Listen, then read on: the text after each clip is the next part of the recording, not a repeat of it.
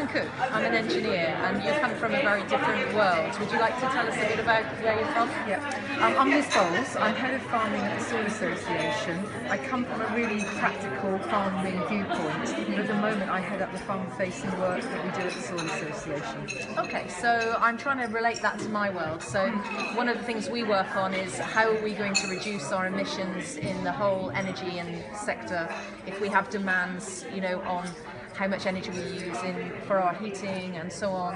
And one of the tools that the government's produced is called the Pathways to 2050 tool, which looks at our energy consumption and what that means for emissions.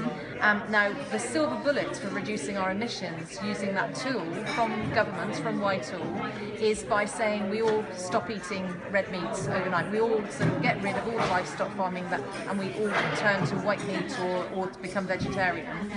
What would you say to that? Well, I would say it's a bit more complicated than that. In reality, consumption of white meat has quadrupled over the last 40 years. But what that also entails is an increasing consumption of cereals, because the poultry eat cereals. And to produce those cereals, farmers have to grow crops. And it's predominantly in arable parts of the country which grow those crops that we're seeing the biggest impact of soil degradation, because farmers are growing crops effectively too close together. Right. And what I would say really is that perhaps we should look a little bit more about a balanced intake of meat, both red meat and white meat.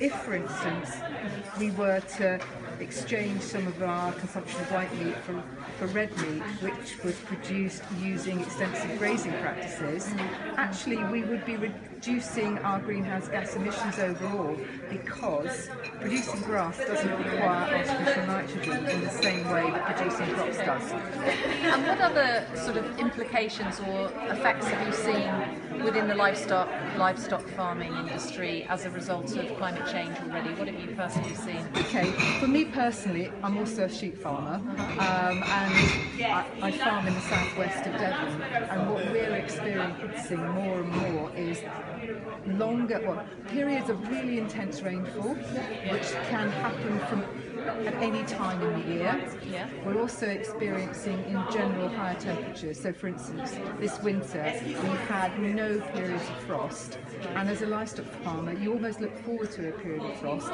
because that reduces the pest population in the soil. Right. Okay. So the follow-on implications from that is that the parasites which affect the livestock, their life cycle is being completed much more quickly. Oh my goodness, okay. So as a farmer you have to be really aware of this and be aware of the signs of it and take action. Okay, that's really interesting, because that's so different from my world.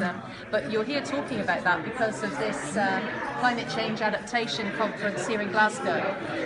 Just rolling this back to the basics, climate change itself, and what's your view? Is it man-made, do you think, or is it a natural cycle that we're seeing?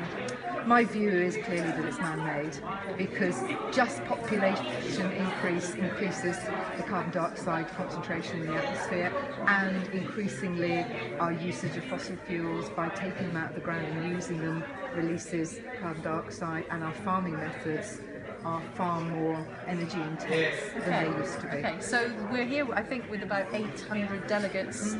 You and I are two of them, and there's over 40 countries. Do you think we're all wrong, and President Trump is right, or do you want to comment on that, or is it no comment? No, I think I do believe that President Trump is wrong if he is saying that climate change is not man-made.